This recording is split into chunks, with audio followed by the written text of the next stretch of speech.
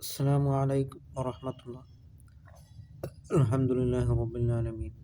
വസ്സലാത്തു വസ്സലാമു അലാ അശ്റഫിൽ മുർസലീൻ വഅലാ ആലിഹി വസഹ്ബിഹി വസല്ലം. മൻ ഖാല ലാ ഇലാഹ ഇല്ലല്ലാഹു ദഖലൽ ജന്ന. അവസാന വാചകം ലാ ഇലാഹ ഇല്ലല്ലാഹ് കഴിഞ്ഞാൽ അവൻ സ്വർഗത്തിൽ പ്രവേശിച്ചു എന്ന്. അതുകൊണ്ട് നാം കലിമ ചൊല്ലി മരിക്കണമെങ്കിൽ നാം തഖ്വയോടുകൂടിയുള്ള ഒരു ജീവിതം നാം നയിക്കുക. തഖ്വൽ ഇലാഹി മദാറു കുല്ലി സആദത്തി.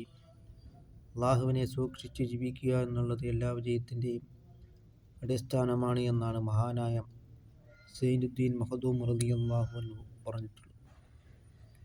അതുകൊണ്ട് നാം വൽ ആഖിബത്തു ലിൽ മുത്തഖീൻ, അന്തിമ വിജയം അള്ളാഹുവിനെ തഖ്വ ചെയ്ത് ജീവിക്കുന്നവർക്കുള്ളതാണ്, മുത്തഖീങ്ങൾക്കുള്ളതാണ്.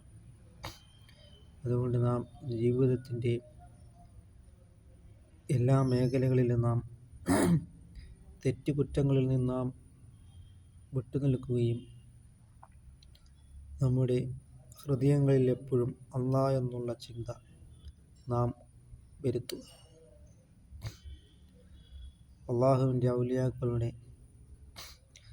ഔലിയാക്കൾക്ക് അവരുടെ ചിന്ത അല്ലാഹ് എന്നുള്ള ചിന്തയാണ്. അല്ലാതെ അവർക്ക് കാശിനോടുള്ള പ്രേമമോ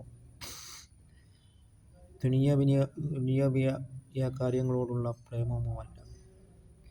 അതുകൊണ്ട് നാം അല്ലാഹ് എന്നുള്ള ചിന്ത നാം വരുത്തുകയും ചെയ്യുക.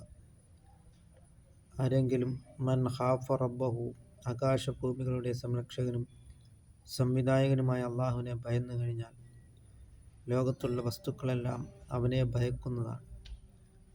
അങ്ങനെ നാം അള്ളാഹുവിൻ്റെ പ്രീതിയിലായിട്ട് നാം ജീവിക്കുവാനും നാം അള്ളാഹുവിനെ നാം തഖ്വ ചെയ്ത് നാം ജീവിക്കുവാനും ശ്രമിക്കുക. തഖ്വയിൽ അധിഷ്ഠിതമായി ജീവിക്കുവാനുള്ള മഹാസൗഭാഗ്യം അല്ലാഹു തആല നമുക്ക് നൽകുകയും ചെയ്യുമാറാകട്ടെ.